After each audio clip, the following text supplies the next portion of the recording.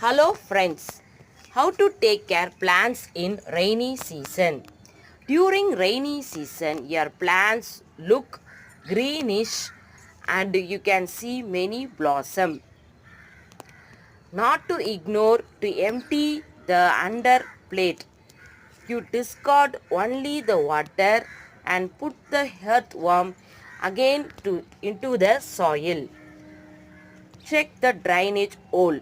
Check the water stagnation in your pot. It can occur root rot. To prevent root rot, you can check the any water stagnation in the pot. Any pest attack in the leaves or branches.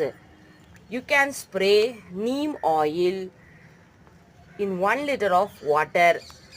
You can prevent from pest. Thank you.